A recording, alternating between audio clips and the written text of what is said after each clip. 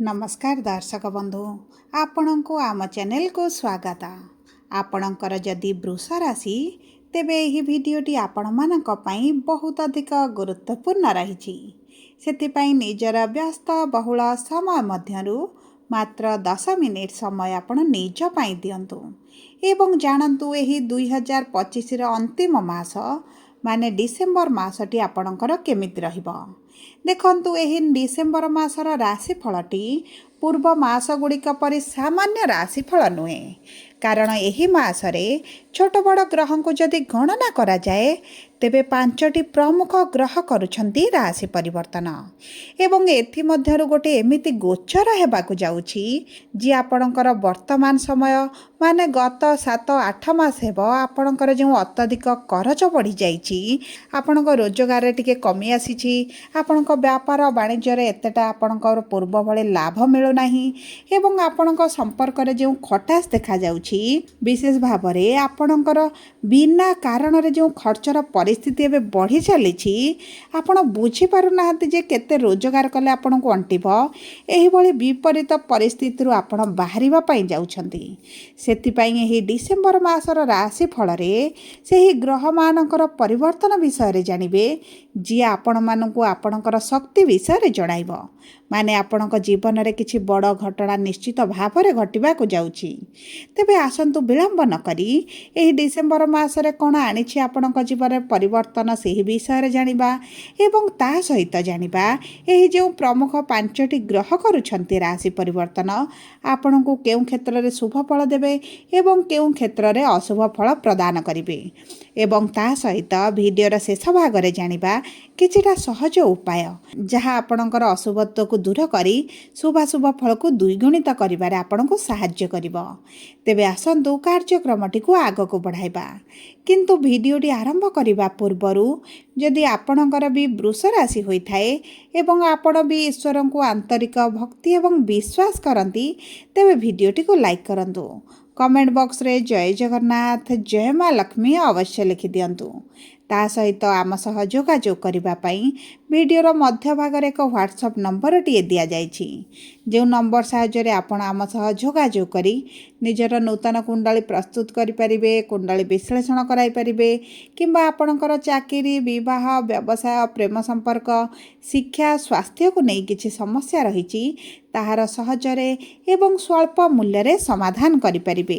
सेति पई आपण आम सह वीडियोर शेष पर्यंत जोड़ी होई रुहंतु एवं व्हाट्सएप नंबर माध्यम रे आम सह जोगाजोग करंतु। एबे आसंतु कार्यक्रमटी को आग को बढ़ाइबा, किंतु सर्वप्रथम जानिबा आपणक वृष राशि रे एही डिसेम्बर मास प्रारंभरु नवग्रहंकर स्थितिटी किभଳି रहिबो। देखंतु आपणकर तृतीय गृह रे देवगुरु बृहस्पति, चतुर्थ गृह रे केतु, षष्ठ गृह रे बुध, सप्तम गृह रे मंगल शुक्र एवं सूर्य, दशम गृह रे राहु एवं एकादश गृह रे शनि विराजमान करिसंती, जहा फल रे सेही गृह गुड़िकरे सेमानकर प्रभाव अधिक रहिबो। तेबे सर्वप्रथमे आसंतु जानिबा आपणकर एही डिसेम्बर मास 1 तारिख ठारू आपणक कर्मक्षेत्र चाकरी व्यवसाय किभଳି रहिबा पई जाउछि। देखंतु कर्मर गृह हेउछि आपणकर दशम गृह एवं दशम गृहर स्वामी हेउछंती शनिदेव, जे आपणकर एकादश गृह रे लाभर गृह रे मनस्कामनार गृह रे प्रॉफिटर गृह रे एवं गुरुंक राशि रे नक्षत्र रे विराजमान करिसंती।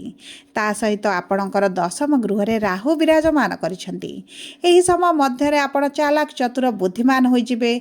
आपण किभଳି आपणकर कार्य को हासिल करिवे सेतिपई आपणकर कला बल कौशल लगाइबे एवं ऊर्जावान अनुभव करने सहित आपणक प्रॉफिट को किभଳି द्विगुणित करिवे, आपणक व्यवसाय हेउ कर्मक्षेत्र रे हेउ आपणकर मान सम्मान किभଳି वृद्धि घटिबो सेही ऊपर आपण चेष्टा करिवे। ता सहित देखंतु गुरु आपणकर तृतीय गृह रे उच्च स्थिति रे 4 डिसेम्बर पर्यंत विराजमान होइबे। ଏବଂ ଗୁରୁଙ୍କର ନବମ ଦୃଷ୍ଟି ଆପଣଙ୍କର କର୍ମକ୍ଷେତ୍ର ଉପରେ ରହିବ। ଯେଉଁ କାରଣରୁ ଆପଣଙ୍କ କର୍ମକ୍ଷେତ୍ରରେ ଯଦି ଉଚ୍ଚ ଅଧିକାରୀଙ୍କ ସହିତ କିଛିଟା ସମସ୍ୟା ଚାଲିଥିଲା କିମ୍ବା ଅଧିକାରୀଙ୍କ ସହିତ ଆପଣଙ୍କର ମନମାଳିନ୍ୟ ମତଭେଦ କାରଣରୁ ଆପଣଙ୍କର ପ୍ରମୋସନ୍ ଅଟକି ଯାଇଥିଲା, ଆପଣଙ୍କର ସାଲାରୀରେ ଇନକ୍ରିମେଣ୍ଟ ହୋଇପାରୁନଥିଲା କିମ୍ବା ଆପଣଙ୍କ କର୍ମକ୍ଷେତ୍ରରେ ସମସ୍ୟା ଭିତରେ ଆପଣ ଫସି ଯାଇଥିଲେ, ତେବେ ଏହିଭଳି ବିପରୀତ ପରିସ୍ଥିତିରୁ ମଧ୍ୟ ଆପଣ ବାହାରକୁ ଆସିବେ। ତା ସହିତ ଆପଣଙ୍କ ରାଶିର ସ୍ୱାମୀ ଶୁକ୍ର ଯେହେତୁ ବକ୍ରି ସ୍ଥିତିରେ ନୀଚ ସ୍ଥିତିରେ ରହିଛନ୍ତି, ଏହି 20 ତାରିଖ ଦିନ ଶୁକ୍ର ଆପଣଙ୍କର ଅଷ୍ଟମ ଗୃହକୁ ଗୋଚର କରିବେ ଏବଂ ଗୁରୁଙ୍କ ରାଶିରେ ମଧ୍ୟ ରହିବେ, ଯେଉଁ କାରଣରୁ ଆପଣଙ୍କର ଶୁଭାଶୁଭ ଫଳ କର୍ମକ୍ଷେତ୍ରରେ ବିଶେଷ ଭାବରେ ବୃଦ୍ଧି ଘଟିବ। ଏବଂ ଦେଖନ୍ତୁ 4 ଡିସେମ୍ବରରେ ଗୁରୁ ଯେତେବେଳେ ଆପଣଙ୍କର ଦ୍ୱିତୀୟ ଗୃହକୁ ଗୋଚର କରିବେ, ଧନର ଗୃହରେ ବିରାଜମାନ କରିବେ, ଆପଣଙ୍କର ଇନକମ୍ ବଢ଼ିବା ସହିତ ନୂତନ ଚାକିରି ମିଳିପାରେ। ଆପଣ ଯଦି ବ୍ୟବସାୟରେ ପରିବର୍ତ୍ତନ ଆଣିବା ପାଇଁ ଚାହୁଁଥିଲେ ତାହା ମଧ୍ୟ ହେବା ପାଇଁ ଆପଣ ଉଦ୍ୟୋଗ କରିବେ ଏବଂ ଆପଣଙ୍କୁ ବହୁତ ଗୁଡ଼ିଏ ସୁଯୋଗ ଆସିବ। କିଛି ବଡ଼ କାର୍ଯ୍ୟ ଆପଣଙ୍କୁ ହାତକୁ ନେଇପାରନ୍ତି କିମ୍ବା ସରକାରଙ୍କ ସମ୍ବନ୍ଧିତ ଯଦି ଆପଣ କିଛି କାର୍ଯ୍ୟ କରୁଛନ୍ତି ସେଥିରେ ମଧ୍ୟ ଆପଣଙ୍କୁ ସଫଳତା ମିଳିବ। ଏବଂ ଦେଖନ୍ତୁ ଏହି ସମୟ ମଧ୍ୟରେ ଯଦି ଆପଣ କିଛି ବଡ଼ ଡିଲ୍ କରନ୍ତି ତାହା ମଧ୍ୟ ଆପଣଙ୍କ ପାଇଁ ଶୁଭଦାୟକ ରହିବ। ଆପଣଙ୍କ ବ୍ୟବସାୟକୁ ଆପଣ ବିସ୍ତାର କରିବା ପାଇଁ ମଧ୍ୟ ଚିନ୍ତା କରିପାରନ୍ତି। କିନ୍ତୁ ମନେ ରଖନ୍ତୁ, ଯଦି ଆପଣ ବିଦେଶରେ ରହୁଛନ୍ତି କିମ୍ବା ବିଦେଶ ଯାତ୍ରା କରିବା ପାଇଁ ଚାହୁଁଛନ୍ତି, ବ୍ୟବସାୟ ପାଇଁ ହେଉ ଚାକିରି ପାଇଁ ହେଉ, ସେହି କ୍ଷେତ୍ରରେ ଆପଣଙ୍କୁ ଶୁଭ ଫଳ ପ୍ରାପ୍ତି ହେବ। ଆପଣଙ୍କ ବ୍ୟବସାୟକୁ ନେଇ ଆପଣଙ୍କ ବିଦେଶ ଯାତ୍ରାକୁ ନେଇ ଯଦି କିଛି ସମସ୍ୟା ଚାଲିଥିଲା ତାହା ଆପଣଙ୍କର ଦୂର ହୋଇଯିବ। ଏବେ ଆସନ୍ତୁ ଜାଣିବା କିପରି ରହିବ ଆପଣଙ୍କର ଆର୍ଥିକ ସ୍ଥିତି ଏହି ଡିସେମ୍ବର ମାସ 1 ତାରିଖ ଠାରୁ। ଦେଖନ୍ତୁ 4 ଡିସେମ୍ବରରେ ଗୁରୁ ଆପଣଙ୍କର ଦ୍ୱିତୀୟ ଗୃହକୁ ଗୋଚର କରିବେ ଏବଂ ଦ୍ୱିତୀୟ ଗୃହ ଧନର ଗୃହ ହୋଇଥିବାରୁ ଆପଣଙ୍କ ଆର୍ଥିକ କ୍ଷେତ୍ରରେ ବହୁତ ବଡ଼ ପରିବର୍ତ୍ତନ ଆସିବ। ଆପଣଙ୍କର ଆର୍ଥିକ ସ୍ଥିତିରେ ଯେଉଁ ଖରାପ ପରିସ୍ଥିତି ଦେଇ ଗତି କରୁଛନ୍ତି, ଲୋନ୍ରେ ଅଛନ୍ତି, କରଜରେ ଅଛନ୍ତି, ଋଣ ବଢ଼ି ଚାଲିଛି, ସେଥିରୁ ଆପଣ ଧୀରେ ଧୀରେ ବାହାରକୁ ଆସିବା ଆରମ୍ଭ କରିବେ। କୌଣସି ନା କୌଣସି କାରଣବଶତଃ ଆପଣଙ୍କ ପାଖକୁ କିଛି ଅର୍ଥ ଆସିପାରେ ଏବଂ ଆପଣଙ୍କର ଅଧିକାଂଶ କରଜକୁ ଆପଣ ଶୁଝିବା ପାଇଁ ସକ୍ଷମ ହୋଇପାରନ୍ତି। କିନ୍ତୁ ଦେଖନ୍ତୁ, ଗୁରୁ ଯେହେତୁ ଆପଣଙ୍କର ଦ୍ୱିତୀୟ ଗୃହରେ ରହିବେ ଏବଂ ଶନି ଆପଣଙ୍କର ଏକାଦଶ ଗୃହରେ ଅଛନ୍ତି, ଆପଣଙ୍କର କିଛିଟା ଖର୍ଚ୍ଚ ମଧ୍ୟ ବୃଦ୍ଧି ହୋଇପାରେ ଏବଂ ଏହି ଖର୍ଚ୍ଚ ଗୁଡ଼ିକ ଆପଣ ନିଜ ପାଇଁ କରିପାରନ୍ତି, ପରିବାର ବର୍ଗଙ୍କ ପାଇଁ ମଧ୍ୟ ଆପଣ କରିପାରନ୍ତି।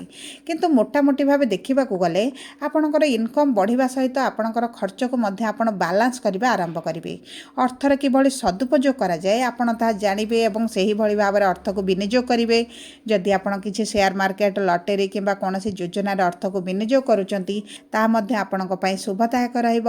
କିନ୍ତୁ ମନେ ରଖନ୍ତୁ, ଆପଣ ବୁଝି ବିଚାରି ଯଦି ଅର୍ଥକୁ ଇନଭେଷ୍ଟ କରନ୍ତି ଆପଣଙ୍କ ପାଇଁ ଲାଭଦାୟକ ରହିବ। ଆପଣଙ୍କର ଅର୍ଥ ଯଦି କୌଣସି ସ୍ଥାନରେ ଫସି ରହିଛି, ଆପଣଙ୍କ PF ପଇସା ହେଉ, ସାଲାରୀ ହେଉ, ସରକାରୀ ସ୍ତରରେ ହେଉ କିମ୍ବା ଆପଣଙ୍କର କେହି ପ୍ରିୟଜନ ହୁଅନ୍ତୁ, ସେହି ଅର୍ଥ ମଧ୍ୟ ଆପଣଙ୍କୁ ପ୍ରାପ୍ତି ହେବ। ଏବଂ ଆପଣଙ୍କର ଯଦି କୋର୍ଟ କଚେରୀ କେସ୍ରେ ଆପଣ ଦୌଡ଼ି ଦୌଡ଼ି ଆପଣଙ୍କର ବହୁତ ଗୁଡ଼ିଏ ଅର୍ଥ ଲଗାଇଲେଣି, ଆପଣଙ୍କୁ ସେଥିରେ ସଫଳତା ମିଳୁନଥିଲା, ତାହା ମଧ୍ୟ ମିଳିବା ଆରମ୍ଭ ହେବ। ଆପଣ ମଧ୍ୟ ସେହି କ୍ଷେତ୍ରରେ ଶୁଭ ଖବର ପାଇବେ। ଏବଂ ଆପଣଙ୍କର ଯଦି କିଛି ପ୍ରପର୍ଟି ବିକ୍ରି କରିବା ପାଇଁ ଚାହୁଁଥିଲେ ଏବଂ ବହୁତ ଗୁଡ଼ିଏ ସମସ୍ୟା ଆସୁଥିଲା, ପ୍ରପର୍ଟି ବିକ୍ରି କରିପାରୁନଥିଲେ, ଏବେ ଆପଣ ପ୍ରପର୍ଟି ବିକ୍ରି କରିପାରନ୍ତି। ପ୍ରପର୍ଟିର ଉଚିତ ମୂଲ୍ୟ ଆପଣଙ୍କୁ ମିଳିବ, ଯେଉଁ ମାଧ୍ୟମରେ ଆପଣଙ୍କୁ କିଛିଟା ଅର୍ଥ ପ୍ରାପ୍ତି ହୋଇପାରେ। ଏବେ ଆସନ୍ତୁ ଜାଣିବା ଆପଣଙ୍କ ବୈବାହିକ ସମ୍ପର୍କ ବା ବିବାହର ଯୋଗ କିଭଳି ରହିବ। ଦେଖନ୍ତୁ, ମଙ୍ଗଳ ହେଉଛନ୍ତି ଆପଣଙ୍କ ବିବାହର ଗୃହର ସ୍ୱାମୀ ଏବଂ ସେହି ଗୃହରେ ମଧ୍ୟ ବିରାଜମାନ କରିଛନ୍ତି। ତା ସହିତ ଆପଣଙ୍କ ରାଶିର ସ୍ୱାମୀ ଶୁକ୍ର ମଧ୍ୟ ବିବାହର ଗୃହରେ ବିରାଜମାନ କରିଛନ୍ତି, ଯେଉଁ କାରଣରୁ ଆପଣଙ୍କ ବିବାହ ପାଇଁ ବହୁତ ଭଲ ଯୋଗ ବନୁଛି। ଯେଉଁ ବୃଷ ରାଶିର ବ୍ୟକ୍ତିମାନେ ବିବାହର ଯୋଜନାରେ ରହିଛନ୍ତି, ବିବାହ ପାଇଁ ଚେଷ୍ଟା କରୁଛନ୍ତି, ପ୍ଲାନିଂ କରୁଛନ୍ତି, ବିବାହ ପାଇଁ ପ୍ରସ୍ତାବ ଆସୁଛି ହୋଇପାରୁନାହିଁ କିମ୍ବା ବିବାହରେ ବିଭିନ୍ନ ପ୍ରକାର ବାଧା ବିଘ୍ନ ଅର୍ଚ୍ଚନା ଆସୁଛି, ତେବେ ମନେ ରଖନ୍ତୁ ଏହିସବୁ ଖରାପ ସମୟ ଆପଣଙ୍କର ଗତି କରିଗଲାଣି। ଭଲ ଶୁଭ ସମୟ ଆପଣଙ୍କର ଆଗକୁ ଆସୁଛି। ବିବାହ ହୋଇପାରେ, ମନପସନ୍ଦର ପ୍ରସ୍ତାବ ମଧ୍ୟ ଆସିପାରେ, ବିବାହ ଠିକ୍ ହୋଇକି ରହିପାରେ କିମ୍ବା ଆପଣଙ୍କର ଯଦି ରବି ସୁଧୁ ଗୁରୁ ସୁଧୁ ପାଇଲାଣି ତେବେ ମଧ୍ୟ ଆପଣଙ୍କର ବିବାହ ଏହି ସମୟ ମଧ୍ୟରେ ହୋଇପାରେ। ଯଦି ଆପଣ ପ୍ରେମ ବିବାହ କରିବା ପାଇଁ ଚାହୁଁଛନ୍ତି ତାହା ମଧ୍ୟ ଆପଣଙ୍କ ପରିବାର ଲୋକଙ୍କ ସହମତିରେ ଆପଣଙ୍କର ପ୍ରେମ ବିବାହ ହୋଇପାରେ। ଦେଖନ୍ତୁ, ଯଦି ଆପଣଙ୍କ କୁଣ୍ଡଳୀରେ ପ୍ରେମ ବିବାହର ଯୋଗ ଥିବ ତେବେ ଆପଣଙ୍କର ପ୍ରେମ ବିବାହ ହୋଇପାରେ।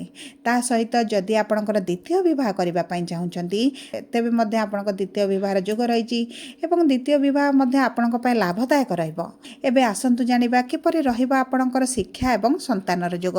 ଦେଖନ୍ତୁ, ଶିକ୍ଷାର ଗୃହର ସ୍ୱାମୀ ହେଉଛନ୍ତି ବୁଧ, ଯିଏ ଆପଣଙ୍କର ଷଷ୍ଠ ଗୃହରେ ତୁଳା ରାଶିରେ ବିରାଜମାନ କରିଛନ୍ତି। କିନ୍ତୁ ଏହି 6 ତାରିଖ ଦିନ ବୁଧ ଆପଣଙ୍କର କେନ୍ଦ୍ରକୁ ଗୋଚର କରିବେ, ବିବାହର ଗୃହକୁ ଗୋଚର କରିବେ, ମାନେ ଆପଣଙ୍କ ଶିକ୍ଷା କ୍ଷେତ୍ରରେ ଆପଣ ଶୁଭ ଫଳ ପ୍ରାପ୍ତି କରିବେ।